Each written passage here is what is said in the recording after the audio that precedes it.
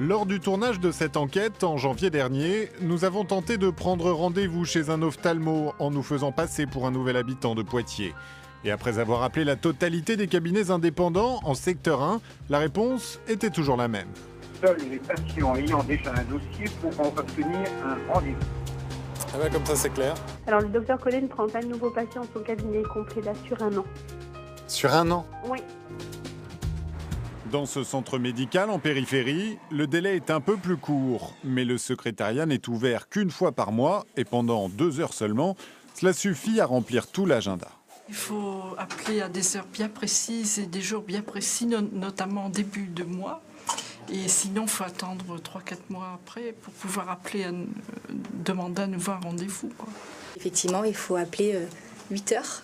8h05, parce qu'après vous pouvez, moi par exemple quand j'appelle pendant 1 heure, et ben ça tourne en fait. J'arrive à avoir un rendez-vous, mais vous avez 2 heures. De 8 à 10, à 10h02 c'est fini, il n'y a plus personne.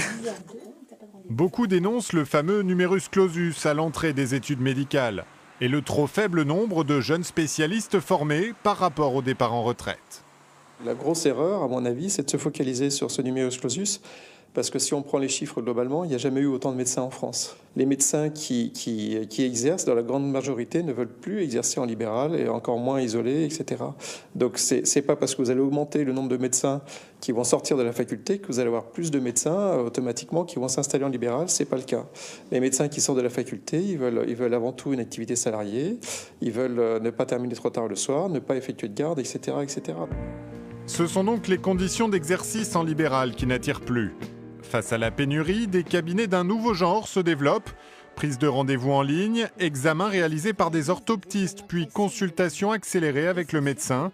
Les patients et conduits par ailleurs se retrouvent bien souvent devant cette porte. J'avais un délai beaucoup plus court ici qu'avec mon ophtalmologiste habituel. Ouais. C'était combien chez l'ophtalmo habituel? Alors, on m'a dit que ça pouvait aller jusqu'à 13 mois. D'accord. Et 13 mois pour vous, c'est voilà. Bah oui. C'est un peu long. Alors que là, j'ai eu en l'espace de 15 jours à peu près. Ça met du temps quoi, à avoir un rendez-vous, donc si on est comme moi en retard en plus, voilà, ouais. C'est annulé.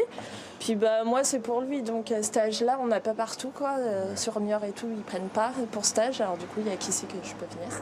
D'après le docteur Pelen, fondateur de ces centres, ce nouveau mode d'exercice est l'avenir de l'ophtalmologie. Je pense que notre système est un système qui fonctionne. On a vu 1 million de patients cette année sur toute la France, avec 300 ophtalmos.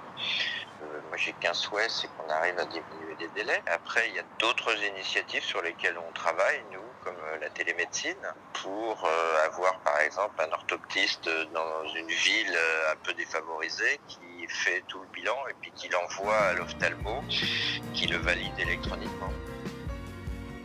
La télémédecine et de nouvelles organisations de travail, les spécialistes libéraux ne restent pas les bras croisés face au risque de la désertification médicale, mais le chemin est encore long avant de retrouver des délais raisonnables pour tous les patients.